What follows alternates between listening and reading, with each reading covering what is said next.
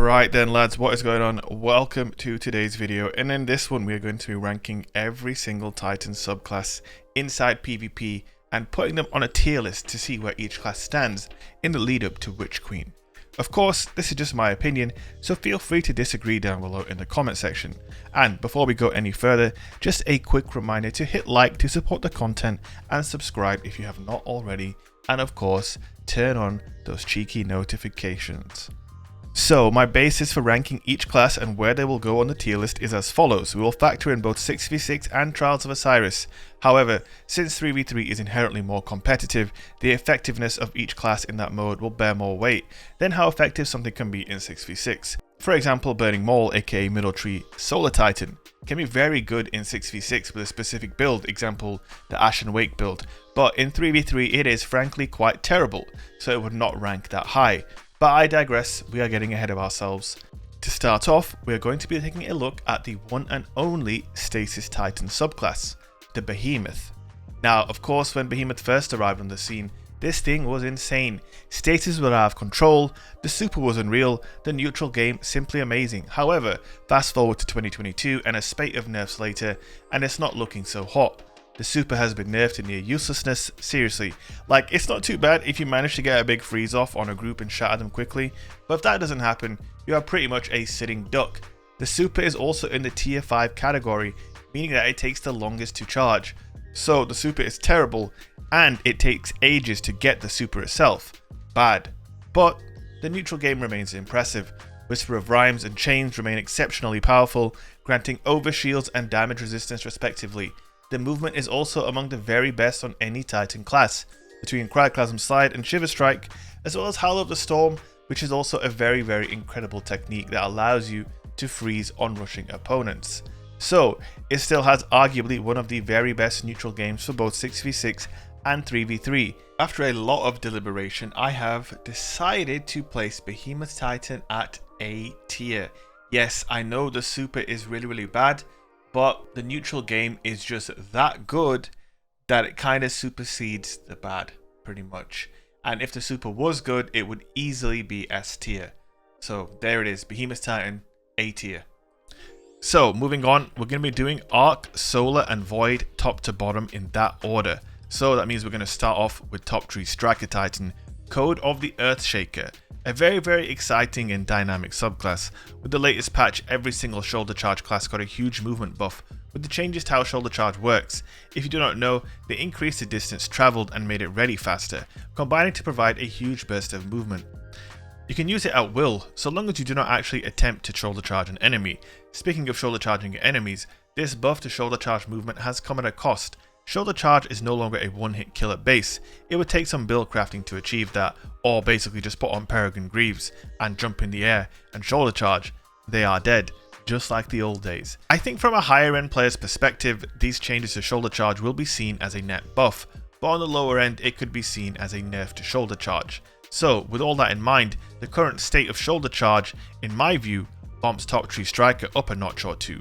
The perk Magnitude allows for 2 grenade charges, which is real nice. All 3 nade options are solid, pulse grenades are an effective AoE tool, lightning grenades are exceptional when used correctly, and flashbangs are also lethal in the right hands, so having 2 of any of these up at any one time is nothing to sniff at. Other Titans would need to use Armamentarium, the exotic chess piece, to achieve the same, so it's a very powerful ability, all things considered. Now, where this class really falters though, is very similar to Behemoth, the super. It's in the longest charging tier, which would suggest that it's one of the best and most lethal supers in the game, but it really isn't. The Terminal Velocity perk is nice however, granting increased damage when slamming from a big height, but the super is over so quickly that you won't even know what's happened. Seriously, a slam or 2 and you're done. I know this super is better, it leaves aftershocks, and obviously it can do more damage when you jump from a big height, but it's over so quickly that I feel like this subclass would fare much better if they just gave it the one and done slam from Destiny 1. However, they don't have that. So, solid neutral game and a poor super. It definitely feels like more of a 6v6 subclass. Slap on Insurmountable, Skull Fort, and just go full Titan on them. Can be a ton of fun. However, in 3v3, nah, I wouldn't. For me, it sits in that B tier. It's a fun subclass, and certain builds really shine in 6v6. But when it comes down to it, would I go into Trials of Osiris playing Top Tree Striker Titan? Nah, I just wouldn't. Now, Moving on to one of my current favourites, Code of the Missile, Middle Tree Striker Titan. One of the most Titan of all Titan subclasses. I mean, come on, you turn yourself into a missile for Christ's sake. This one is one of the truly elite Titan subclasses that can currently hang in both 6v6 and 3v3. Inertia Override is the star of the show here for me. Sliding over an ammo brick will grant you 20% damage bonus for 6 seconds. I can't overstate how good this is in 6v6. There is special ammo all over the shop, bodies dropping it left and right. It's pretty much just a free kill clip proc on all of your weapons just by sliding over it. Not to mention it reloads your equipped weapon, so now your Gorge Roll Elemental Capacitor Sudden Death also has slide shot and kill clip on it whenever you slide over a recently shotgunned opponent's crumpled body. Inertia Override can also be used effectively in trials, getting an opening kill and pushing aggressive with the damage buff. Ballistic Slam is also an incredible ability, useful in both 3v3 and 6v6 situations, and even after the ability nerf patch. Equipping Syntercepts and slamming a group of 3 or more enemies will make it a one-shot kill, basically taking your melee ability and turning it into a mini super ability. This can be amazing in Iron Banner when a team is capping zones, or even better in a clutch 1v3 situation against grouped up teams in trials. Lastly, the super itself, Thunder Crash, is a tier 3 alongside Burning MAUL. Only it's not Burning MAUL, it's actually good. Zooming through the air and shutting down other supers or just nuking an entire team who are bunched up, this super is the business. So, this subclass excels in both 6v6 and 3v3, has a good super with a quick charge time and very strong abilities. Has all of the ingredients, my friends, of our very first S tier subclass for Titans in PvP. And that brings us to once upon a time the undisputed Titan PvP subclass Bottom Tree Striker, aka Code of the Juggernaut. For me, this subclass was hit the hardest by the nerfs to super regeneration and just the nerfs in general to abilities and supers. It really has been hit hard for me. Knockout now deactivates after securing a melee kill, and whilst this may not seem like a huge change, it does somewhat hinder the momentum and snowball effect of the subclass. When Knockout is active, you can get really ballsy, increase melee range close to that of Synthos, and a damage buff to boot, so nerfing its uptime is for sure felt. That being said, even in its nerf state, Knockout is by far one of the best perks in PvP for any Titan subclass. Trample is also S tier, with it providing health regeneration after a melee kill. This synergizes fantastically well with Knockout. Speaking of synergy, Frontal Assault is also absolutely exceptional. Activating on melee hits, not even needing to be a kill, it reloads your equipped weapon, buffs your weapon's damage and stability. Just nasty. All in all, the melee based ability package on this subclass is second to none. And of course, what weapon do Titans like to use the most? Shotguns. What else benefits really well from this playstyle? Hand cannons. So a Titan with a hand cannon and a shotgun, Bottom Tree Striker, is kind of a no-brainer. The super, on the other hand, absolutely nerfed to hell. Super energy gain from Trample was hit very hard, meaning you can't expect to get too many shoulder charge super kills now. And the slam radius was also nerfed pretty hard too. And on top of that, it's in the tier 1 super cooldown, so you're going to have to wait an extremely long time for your super. Even more so if you don't spec into intellect. Now this subclass is fantastic, but especially I feel like it excels in 3v3. And it would have easily been S tier, but you have to wait around so long for your super. And when you finally get your super, it is absolutely underwhelming now. It's just bad, flat out bad. The super is so bad that what is once universally accepted to be an S tier Titan class for PvP, for me, it just now sits one tier below, at an A tier. So this is how we're looking so far. What do you guys think? Let me know down below in the comment section, and don't forget to hit like if you're enjoying this video so far. The Behemoth and Arc are done, it's solar time. Code of the Fireforge is where we begin. Top tree hammers. Now, I'm going to get this out of the way first. I am not factoring in artifact mods and their synergy with classes for this tier list. We're just looking at the classes on their own, no extra stuff from artifacts. So those thermoclastic blooming builds, yeah, they are awesome and everything, but let's put those to one side for a second. Two of the nodes on this class, Explosive Pyre and Vulcan Rage, are based around the super, and the super is tier 1, and obviously, you know, with two of your perks being based on your super and your super being so slow to charge, you know, that's not great. That being said, it is easily one of the best roaming supers in the game at least, and Tempered Metal and Hammer Strike are both awesome. As I mentioned when speaking about Top Tree Striker, the shoulder charge buff is super good, and Tempered Metal has great synergy with that as well, increasing reload speed and movement speed after a solar ability kill for you and nearby allies. So there's good movement synergy there. Get in there quick, shoddy, shoulder charge, Tempered Metal to the next guy. When it comes to build crafting, however, when you take away Thermoclastic Blooming builds and maybe Peregrine Greaves, there's not really too much to shout about here. The super, when you finally get it, like I said, is absolutely fantastic, but the neutral game has always seemed to cater more towards PvE, with melting point builds and all of that kind of thing. The shoulder charge buff in combination with Tempered Metal carries pretty hard here, enough for it to scrape into the B tier, and you know what, man, that shoulder charge buff really does carry, but there you go, B tier for Code of the Fireforge. So moving on to Middle Tree Sunbreaker, Code of the Devastator.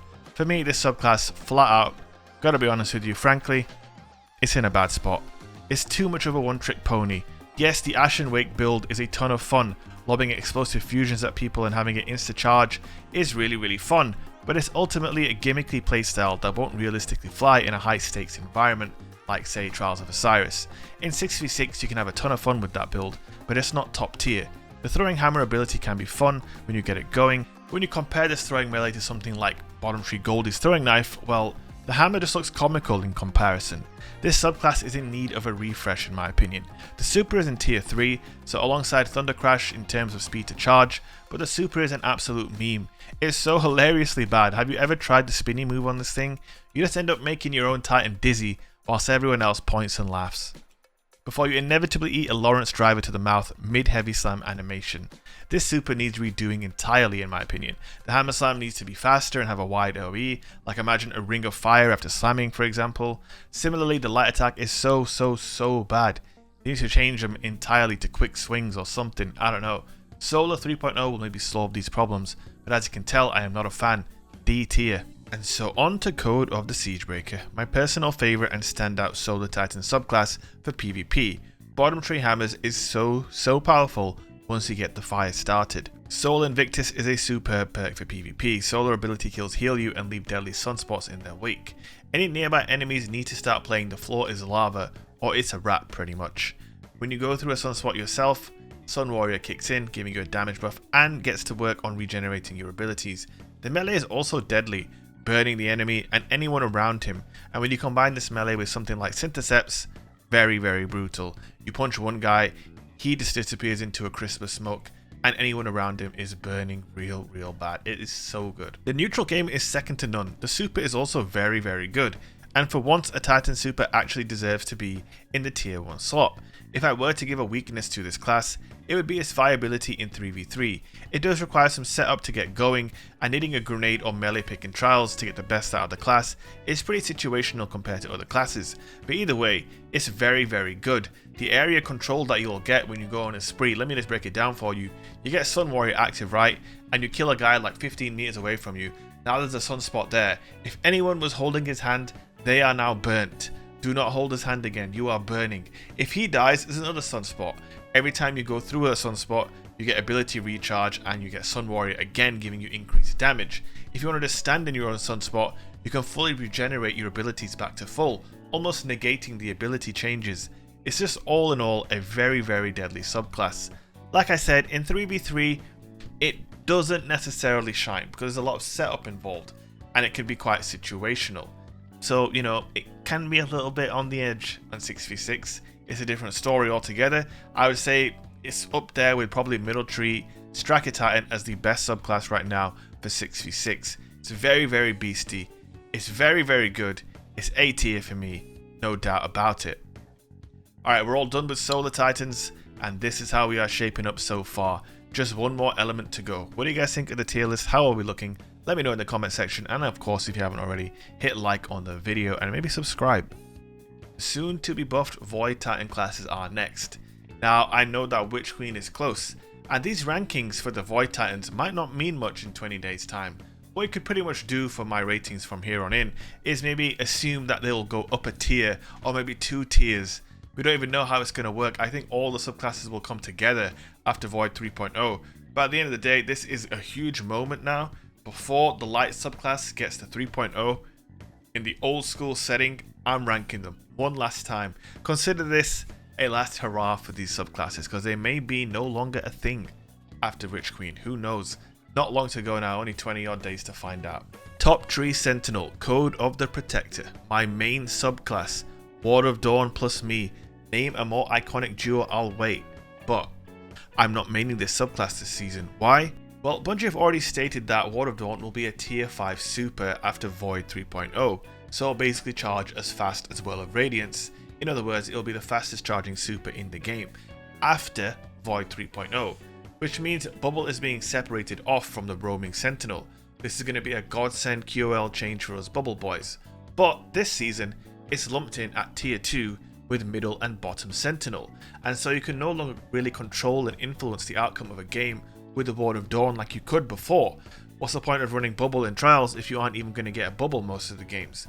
The neutral game, however, is still very good. The melee neutral game is superb. You get health back on melee kills, and charge melee kills will give you defensive strike over shield, which is very, very nice. Void 3.0 is going to change things for this class. For now, it's not high up as it could be because, like I said, you're not getting multiple bubbles per game, and so you're not able to influence the outcome of, say, a game of Iron Banner or a game of Trials of Osiris on the capture point, or for whatever other reason, as often, and so it really is lower down than it should be this season. So we are putting it for now at a B tier, purely because of how long it takes to get the bubble. It's the entire point of the node.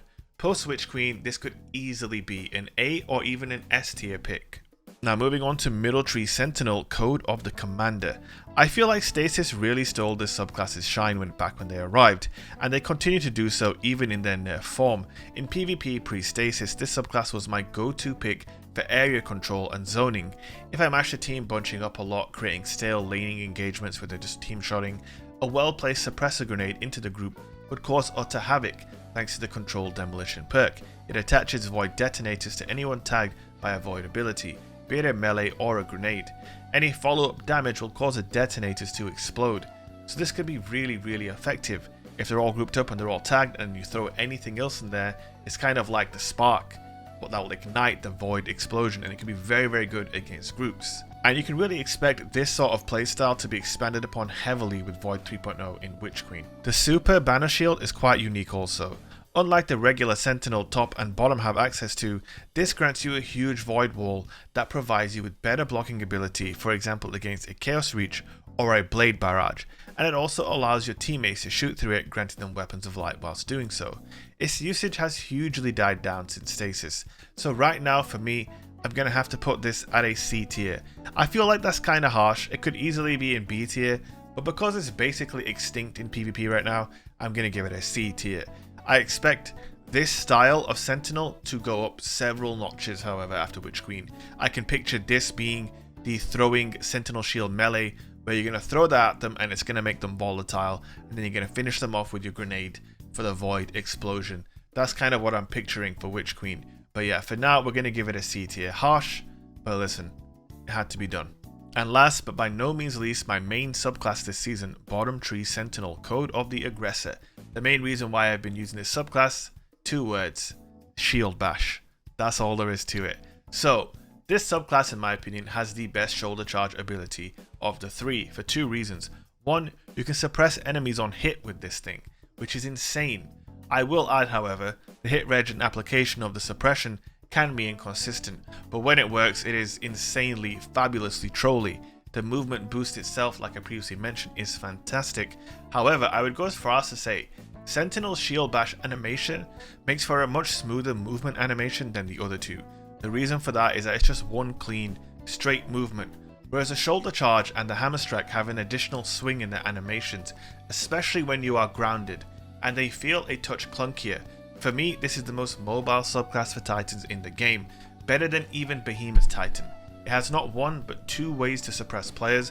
This can open up insane potential for shutting down multiple supers, and with how rare supers are now, when you finally get one and then one player shuts down 2 of you without even using his own super, well, that is a GG, absolutely insane.